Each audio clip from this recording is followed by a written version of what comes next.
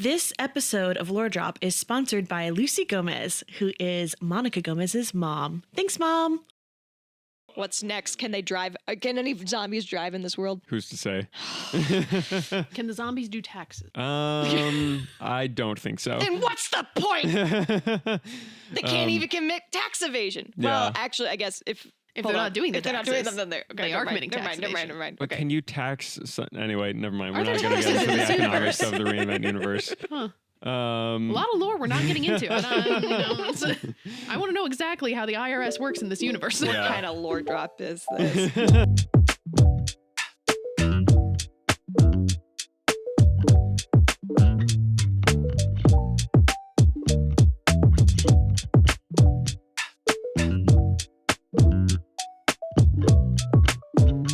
Hello, welcome to Lore Drop, a Reinvent podcast. I'm Abby, the executive director of Reinvent Productions, I'm Ben, the creative and artistic director. and our third-party member today is our friend. Hi, my name is Karen Nagel, and I don't really know what else to say because I'm not really sure what I'm doing actually. Karen Nagel, MFA. MFA! Yeah, by the time this episode comes out, you will be long gone, unfortunately, from us. I not will- in spirit, though. I will be sad to be away from the wonderful friends I have made here in Lubbock, Texas. I will be happy to be away from Lubbock, Texas. Yeah, fair. Understandable. If you've been listening to the podcast for a while, you might have heard Care on the Fortunato episode. They were our on-stage representation, wonderful realization of the illustrious criminal with a fishbowl on their head, and also does the VO for Fortunato for What If. I have decided that any iteration of What If, Care's voice is the one that is doing Fortunato, because Care will always be Fortunato in my head, and I'm the playwright, so I get to do what I want. Today, though, we are not talking about Fortunato. We are talking about Wendy Rhodes, one of the characters in our upcoming audio drama, Children of Destiny Cataclysm. And we're going to learn about this very, very interesting character that was an NPC within the first tabletop campaign that was run in the Reinvent universe. Yeah. But before we get to this really, really cool character, we got to decide the most important part of the episode, which is what animated trio we are. Ooh. And Care has a really good one. Ah, yes. So I have decided that we are Team Rocket. Good. Nice. Good. So, of course, Abby is Jesse, Ben is James, Yeah. and I am Meowth. That's right. Bark. Wait, no. No, Meow. It's not a dog. It's a cat. So it's very different. That's why we didn't go with Courage Eustace and Muriel. It's not a dog. I putting love it. Stupid dog collar on me. That was a thing that they tried. They Oh, tried. that's wild. I'm not joking. I wore it for a rehearsal. It's crazy. Anyways, continuing on. Yeah. I love Team Rocket. Yeah. This works out great. I'm happy. Let us talk about Wendy Rhodes, whose timeline is quite interesting. Yep. Can I read off her timeline? Her multiple birth and death dates on this. Sure. Oh, just to give a little... So she was born in 1963, died in 1988, came back in 1988, and died in 2015. Came back in 2015, died in 2016. Yep. Yeah, Wendy's got 3 stages of existence on this on Earth, but Wendy Rhodes in Universe 17 is a human woman who was killed in cold blood and then rose as a revenant to hunt down her murderer. And we'll get into each of these different things, but yeah, she was born first in 1963. Her final death is in 2016. But Wendy is a martial artist with the ability to channel her life force into her attacks in order to amplify her strength. Notable allies of Wendy include Navita Vega, Severica Agriver, Saoirse Allowan, and Ryza. And notable adversaries include Hans and Teldoril. Which one killed her? You'll find out. Wendy's first real-world appearance is in Real World and In-Universe year 2016. In the Cataclysm campaign, she was on board the Envious Dream when she helped the party defeat Court Spot Lambda and prevented it from wreaking havoc on the ship. And that was in the first session of the first tabletop D&D campaign. But in order to get into Wendy's full story, in chronological order, we go way back to 1980. To her origins way before Cataclysm. So Wendy is dropped off at an orphanage as a baby, and she is at that orphanage for a good old 17 years. And at the age of 17, Wendy and her close friends, including Hans at this time, are adopted by this mysterious elf named Teldoril.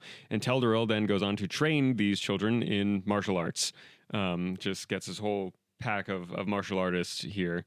And so about 8 years into that, after being adopted, Wendy and her siblings are killed in their sleep by Hans. No!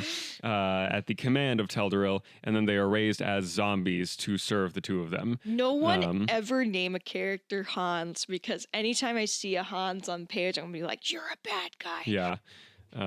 And so that is the start of Wendy's unlife as a zombie here in this sort of instance. So we've talked before about how I like to do really crazy, scary things with zombies and undead things, like how in Ordinary Heroes, Sheriff Skull as a zombie was still able to use a gun well.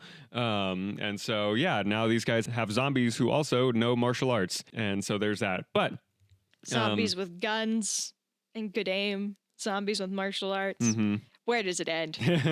And so, What's unfortunately, next? Can they drive? Can any zombies drive in this world? who's to say?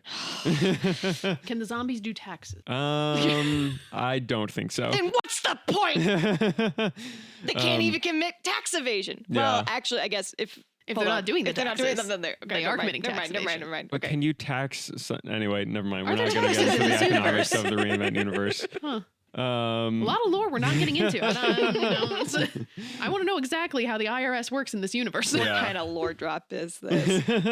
and so she exists as a zombie in service to Hans and Teldoril up until 2015, at which point Hans betrays Teldoril. Teldoril had this whole plan of becoming a lich and was sort of using Hans as a sort of like apprentice necromancer here in this instance.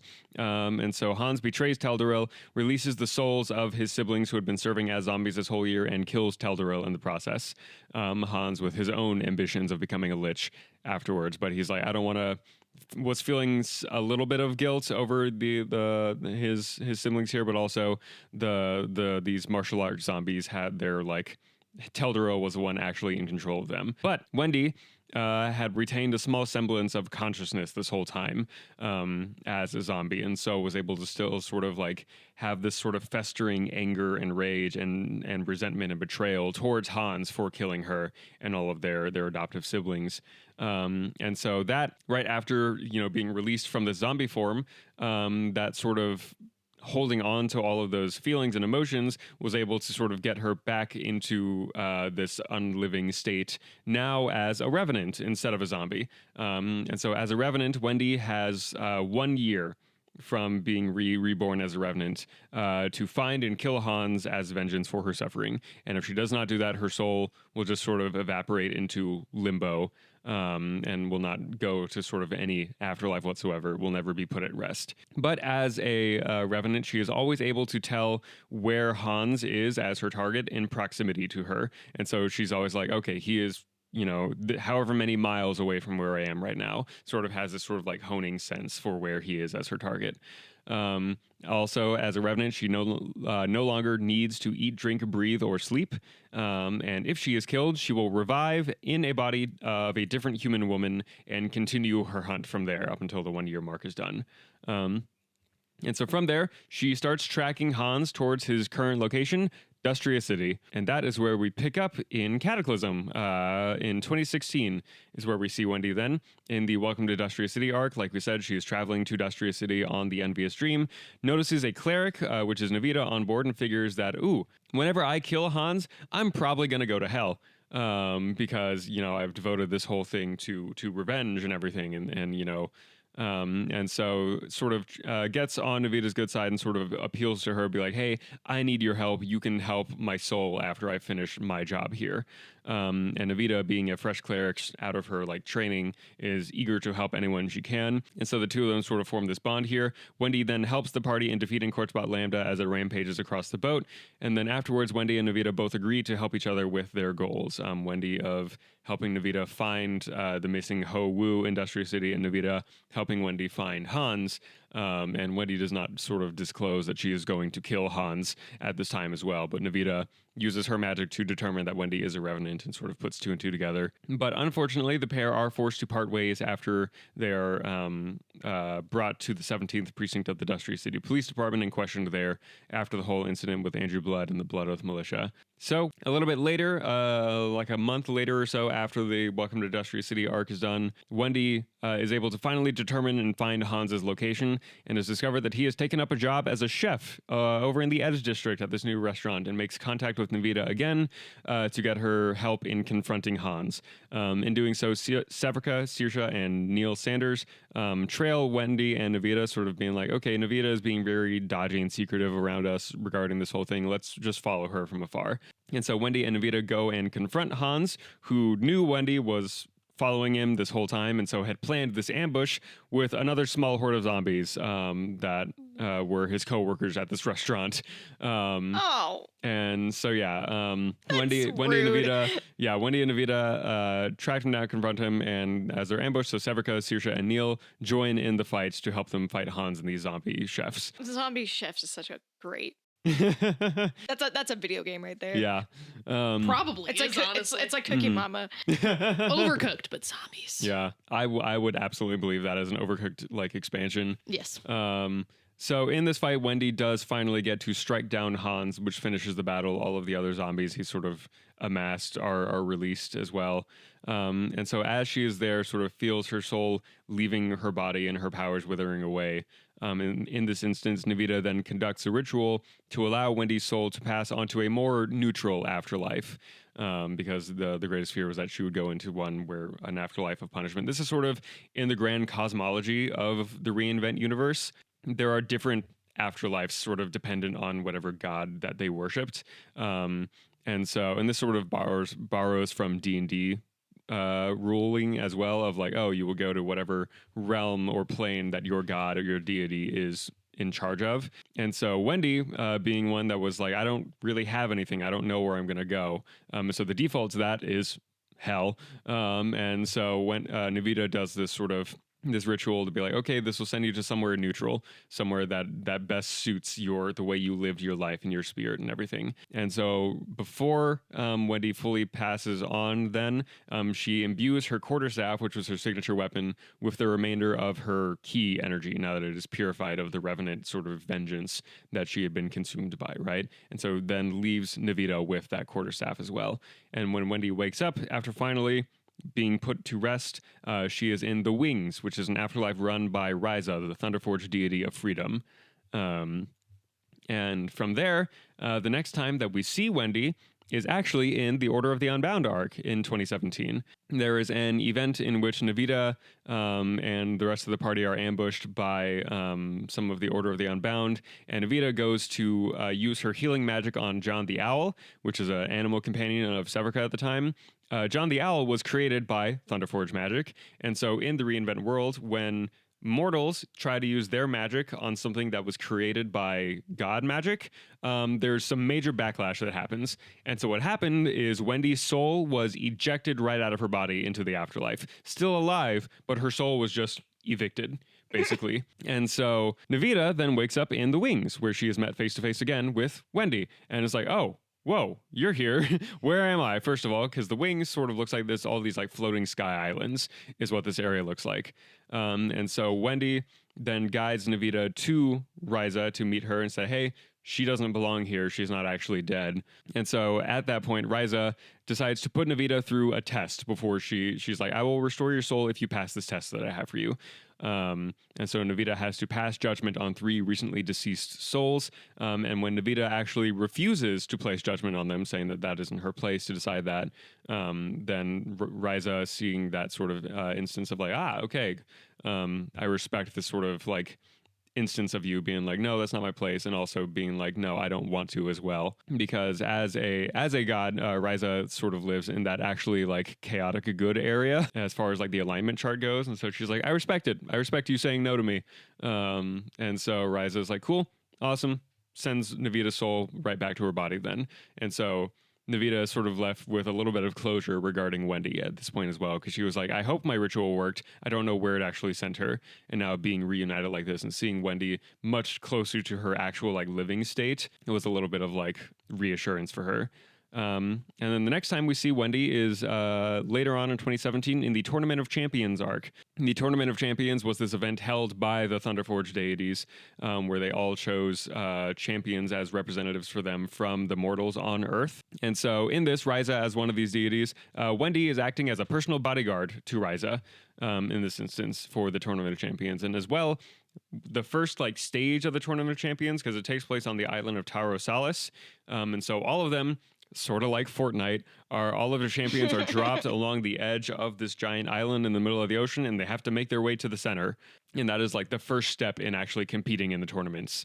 And so Wendy is actually placed by Ryza as one of each Thunderforge got to place 3 obstacles on the island, and Wendy is one of Ryza's obstacles. And so Wendy is out there also as just like a combatant for the various champions to come across if they cross paths with her. And yeah, that is the last that we actually see of Wendy in Universe 17 so far. She is still kicking it with Ryza there in the wings in the afterlife. She's just vibing now. Mm-hmm. I mean, good for her. Honestly, good for her. So much more lore than with Fortunato. Yeah. so much more arc. Yeah. Well, I mean, this also was an NPC that was with the party for a while. Yeah. Mm-hmm. No, I'm just taking in the whole like. Yeah. A little bit darker than Fortunato. Not as Mm-hmm. as happy-go-lucky. I don't know what you're talking about. Fortunato is the most serious character in the universe. Anyways, So, Kara, this is your first time hearing about Wendy. yes. Yeah. She's quite different from the character that you have or the characters that you have interacted most with in Reinvent. But when we were like kind of planning out our guests for these episodes, I was like, you know what? I think Kara would be a good person to have on this episode because you're so good at like character development and stuff like that. So what are your initial thoughts after hearing about? She sounds freaking cool. I mean, I love anything to do with like resurrection, undead stuff. When you were talking about the way the afterlife works too, I've actually written a story that has the same very basic idea of that, which is that you go to an afterlife determined by like what you believe in, what system you followed. Although the story I wrote, and this was, God, when was this? This was an undergrad, but it was Jack and Kit.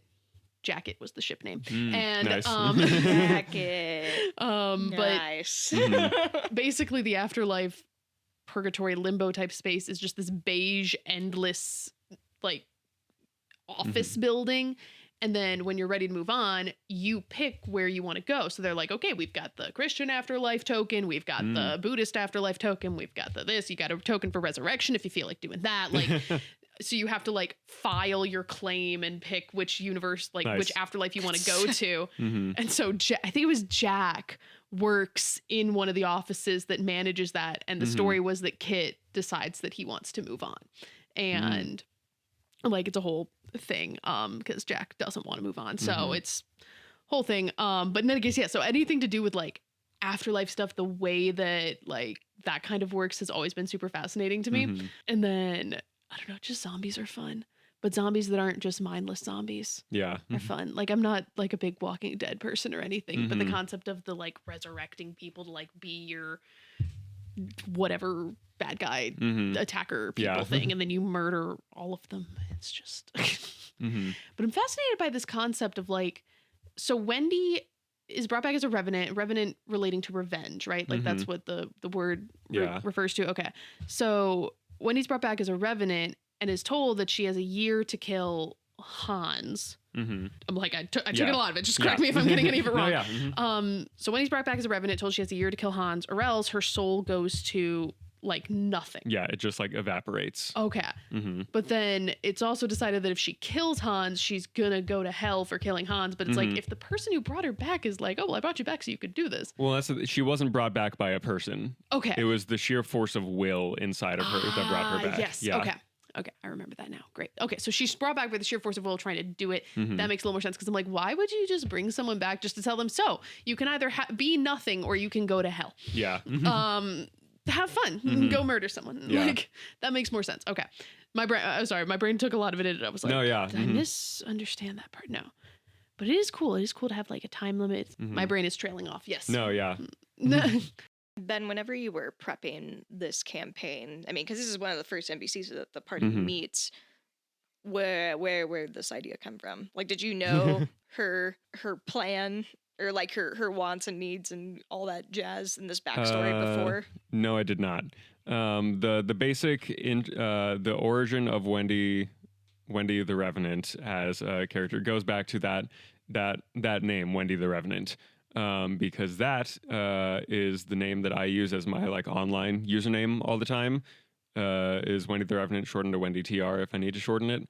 And so that goes back even further to when I was in like 9th grade, and I remember over the summer hanging out with my friends, and we would go to our friend Mason's house. And this is also a fun fact: a majority of the NPCs in Cataclysm are named after my friends at the time, right? And like the name is where the similarities stop. But so we would go and hang out at our friend Mason's house, and we would play Halo Reach together.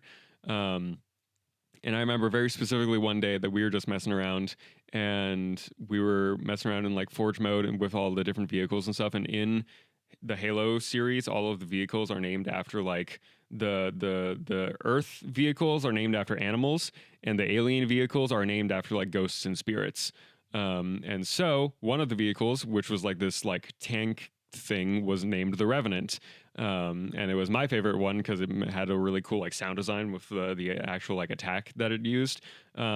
But I had also, that day for lunch, my mom brought me Wendy's for lunch. And so it was on the brain. And so we were just naming all of the different things, different names. And so I was like, cool, the Revenant's new name is Wendy. And that just stuck with me. It became my online username. And then going in, creating like the early NPCs, I was like, oh, this is a really easy one to throw, and this is a fun little reference, Wendy the Revenant, because I was also like revenants. I then looked into more of like the actual real world folklore surrounding revenants, and I was like, this is really fascinating. And so moved on from there, and even further than that, whenever it came time for me to come up with like a writing pseudonym of Wendell Shaw, Wendell is derived from Wendy as well. Yeah. So that is a lot of that stuff. So the creating the character at that instance was like, no, I like throwing this onto an actual character concept. And then monks, which are like the martial artists in D&D, was my favorite class. And so I was like, I want her to be a monk then. And that was that. And it was one of those that like starting off, I knew it was like there was a necromancer that is the one that she is hunting down. The necromancer is the person who killed her. And that was kind of all I had initially for Wendy's lore. And that was one that like they finished the first arc. And then I had a period of time that was like, cool, side quest time. What side quests do you want to do? And after a while, they're like, cool, now let's finally go and hunt down Wendy's killer. And then they did. And then, yeah, that was it. And then I decided later on, whenever stuff started happening with like the gods and the afterlife things, I was like, ooh, this is a really fun way to like re-include Wendy now and again. Cause that was our player who was playing Navita at the table would often like cite this of like, oh, whenever she's doing this or this thing happens, she thinks back to Wendy about this. And it was a very good, like, even then not actually being a ghost, but still a character who was still like haunting the narrative in this way, in like a positive way of like, oh no, this was a person that, you know, we were still able to help, but we wish they would be alive and here with us still. And so it's a fun thing to me that like Wendy does get to like have a peaceful like existence in the afterlife after that as well. That it's one that's like, I had watched this video recently because to put a timestamp on this, a few weeks ago, Marvel Rivals dropped White Fox as a character, which is the most niche character dropped in that game so far. Like this character has double-digit comic book appearances so far. That's it. And most of them are like niche minor characters or like it's the way that the video I was watching that was analyzing White Fox as a character, like there are some characters in comic book worlds that serve less as like narrative focused characters and more as world building characters. And Wendy is one of those. It's like, oh, anytime someone is dealing with Ryza or is going to the wings, Wendy is someone that they're going to interact with because she is there. She is part of that environment more so than anything else, than any like stories that are happening. Right. And so from there, Wendy became a mechanism to further develop the wings as a location, to be like, what is an afterlife that she can fit into really well. I'm so sorry that all my brain can think of is that it's named after Wendy's. Yeah, no, but- absolutely. No, that's the thing. Is that like my mom one time asked me? She was like, what's the story behind Ben's pseudonym?" And I was like, "It's really dumb. It's a dumb thing. It's not deep." I would say goofy.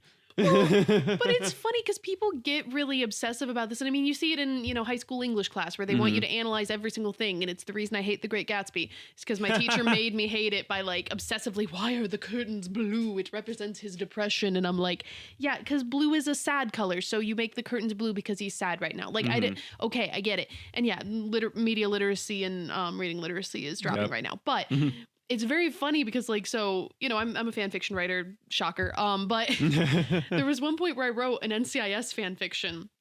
And Tony gets kidnapped and he's with an Amish boy and a random teenage girl because I'd read a book about Amish people. And Nice. so I wrote this when I was like 15. But at the end, so he gets kidnapped and tortured and blah, blah, blah. And then he gets rescued. And at the end, he's living with McGee because McGee's kind of taking care of him and he's like cooking in the kitchen and he's singing to a Selena Gomez song.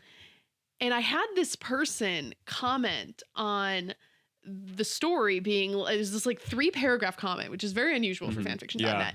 And this whole thing about how, the story was great. And I'm like, cool, it's not, I've reread it. It's not good. But this person was like, oh my gosh, this is so great. And da-da-da. And oh my gosh, the symbolism of Tony singing this song at the end and like all the things it represents from the story and like this and this, like analyzing all the lyrics. Like, I see what you meant to do here and da-da-da. And I went, yes, that wasn't just playing on Disney Channel next to me as I wrote. That's not what all of the things you said are definitely what I meant. It. Yeah. Yes, it was not just on TV next to me. You said the Wendy's thing, and that's all I can think of. Because anytime I think of people just like overanalyzing thing or something that's just got a dumb origin, I always think back to that stupid comment where I'm like, I love how much work you put into that.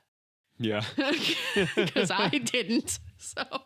I think those are some of the best stories, though. It's just fun. Absolutely. Well, and this is something I tell my students as well. Anytime we are talking about that exactly with like analyzing plays and stuff, because I was like, this is something I experienced like firsthand with Ordinary Heroes. Like, there's a lot of like metaphors and symbolism in Ordinary Heroes that is intentional. There's even more that is unintentional, and that's I tell them that all the time. Is like in any like. And any writing will just like that is something that can happen. Like you can see whatever you want in the story, right? That's the beauty of it. And yeah, there's a lot of it that's like I named Fortunato because I thought it sounded funny, right? And then all of this other stuff. But I named Aurora because I wanted to have like a character who had no idea what Disney was. Yeah. And she's like, why is it so funny? And they're all like, you realize you're a princess, right? And she's like, yeah. Do you have any media literacy? And she's like, no, I've been in a tiny country that has no TV, and then I'm on a boat. What do you expect from me? But yeah, it's like my favorite thing, especially in Ordinary Heroes, of that was like of the when the real world characters show up as the comic book characters in 3.3, of like the way that their powers reflects like how Wendell would think of the real world people.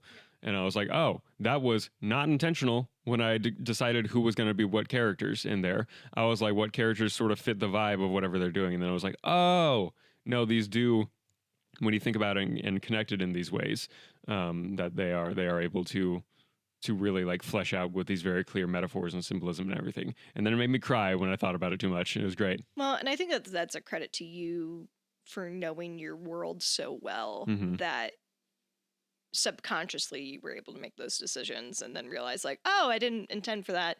But I think like there's probably something in your brain that was like, oh yes, no, this works. It matches. The vibes match because you know your characters so well. Yeah. Well, it's like it kind of feels like the same thing as with The Curtains Are Blue. Like, who wrote The Great Gatsby? F. Scott Fitzgerald. Thank you. So did Fitzgerald intentionally put it in there and went, yes, the curtains will be blue because they represent his deep depression and blah, blah, blah? Or was he writing a scene where a person was sad and put in blue curtains and didn't think of that, but that's kind of a color we think of when we're sad. So it kind of feels the same thing where like you didn't intentionally think of that, but the things just kind of fit. So I don't know. It's cool. It's interesting seeing how writers' brains work though. Yeah. I think it's fun looking back on one of these very early characters within the Reinvent canon and seeing like now that she's one of our characters in our first audio drama, like first official audio drama, because we've made a couple of audio dramas up until now for like school projects and for funsies and all that jazz. But like Children of Destiny Cataclysm being like our first official, like under our nonprofit audio drama, it's pretty cool that a character this is like we have the voice actress who's playing Wendy listen to this episode and be like, it's like, shout out Farron. you named after the fast food chain. Sorry, babe. But yeah, no, her performance is wonderful, and I can't wait for all the other performances to be compiled together for this season. It's gonna be pretty great. Yeah. Before we wrap up today's episode, Care, is there any projects or any people you want to give a shout out to? No projects, but I do want to shout out and say hi to everybody in Lubbock, Texas. I miss y'all. People I worked with in Reinvent, people I worked with at Texas Tech. Y'all are fantastic. Love you. Woo. It'll be fun to see where you're at when this episode comes out. Considering I have no freaking clue right now, so we'll see when I'm listening to this if I'm like, am I back in Michigan or some random place in the United States? Who knows? Yeah. Well, wherever you land, anybody's going to be lucky to have you. Yeah. We've loved getting to work with you, and oh no, don't start crying. No. And you're still here. You're in our kitchen right now, and it's fine. I don't leave for another month as of talking right now. It's been really cool to see the paths that have crossed from us being here, and I'm really grateful that we got to collaborate and make fun stuff together. And like, oh no, I'm gonna be bothering you because we can co-write some stuff. I think that that's what you need. You need a co-writer. I need someone who will write the plot because I can imagine a plot. Yeah. But then doing the thing. But yes, we should collaborate more, even if I'm not here. Even when I'm not here, because I won't be here. Well, we're hopefully we'll have Care. Like, we're gonna keep you involved somehow. But yeah. Don't cry. We Crazy. still have another month. I know. It's we great. need to hang It's out. fine. Yes, we do, and not talk about school. Anyway, Yes. I don't even go there anymore. No, you graduated 2 years ago. That is the wild thing. Yeah, I've not been a student for 2 years. That is funny. I literally only knew you technically in school for the first year. Yeah. Yeah. I think we became better friends after we weren't in school. We kind of trauma bonded over our assistantship. Well, I ran out of that crying multiple times. Yeah. So you kept me slightly sane during that, which is, better than it would have been. Yeah, it's a whole thing. Yeah. Life is funny and adult friendships are great. But yeah, our next episode won't be until next Sunday because we are a few days away from episode 1 of Children of Destiny Cataclysm coming out. Our first episode drops this Wednesday on June 24th. It is a remastered version of the pilot, which is very, very exciting. And for the next 6 weeks, there's going to be a new episode out of the audio drama on Wednesdays. And then our next several weeks of lore drop episodes are going to be about characters that you're going to be meeting throughout the listen of the season. So we are so incredibly excited. I'm as of recording this back in April, we are almost wrapped with getting everybody's VOs for it. We only have a handful of people that we still need to get, and we're gonna get into post-production for that, and it's gonna be really, really cool. Crazy to see what's going on, but we are so excited for you guys to be able to listen to the 6-episode series. The work that has been done on it has been incredible so far, and by the time that this episode comes out, I'm sure that Ben and I are very anxious for everybody to get to listen to it. That is all for today's episode of Lore Drop. And remember, being fantastic starts with being a fan. I didn't mean to get all emo. I'm sorry.